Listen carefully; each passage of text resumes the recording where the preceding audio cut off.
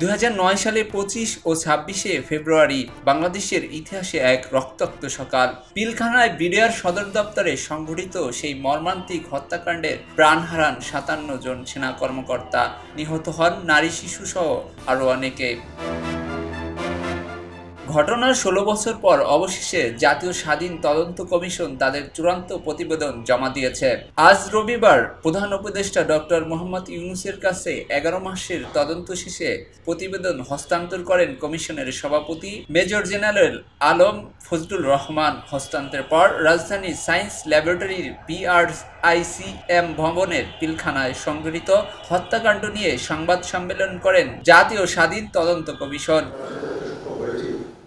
তদন্ত প্রতিবেদনে 247 জন সাক্ষীর জবানবন্দি অন্তর্ভুক্ত করা হয়েছে। এর মধ্যে 130 জন সামরিক কর্মকর্তা, অন্তর্বর্তীকালীন সরকারের 2 উপদেষ্টা এবং 14 জন শহীদ পরিবারের সদস্য রয়েছেন। আমরা মোট সাক্ষী যাদের সাক্ষ্য গ্রহণ করছি 247 জন টোটাল।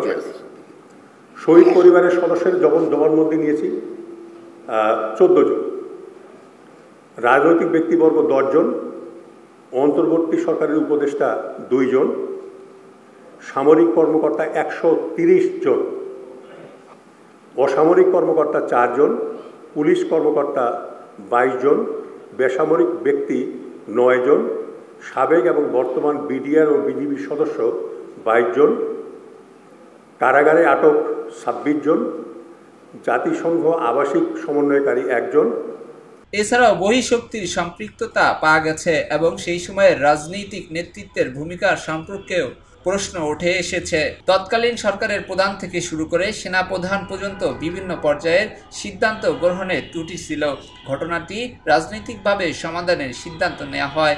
এছাড়াও আইনশৃঙ্খলা রক্ষাকারী বাহিনী ও গোয়েন্দা সংস্থার ব্যর্থতা স্পষ্ট বলে উল্লেখ করেছে তদন্ত কমিশনের সভাপতি। প্রাক্তন প্রধানমন্ত্রী শেখ হাসিনা,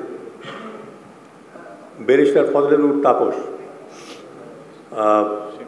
শেখ সেলিম, মির্জা আজমের কথা আমি বলেছি, তারপরে নানক, জাহাঙ্গীর কবির নানক, সাহারা খাতুন এবং জেনারেল তারেক এবং প্রাক্তন সেনাবাহিনী প্রধান জেনারেল মঈন এবং প্রাক্তন DGFI প্রধান জেনারেল আকবর, এগুলোর নাম উপর লেভেলের, এগুলোর নাম আমি আপনাদেরকে জানালাম আর কি।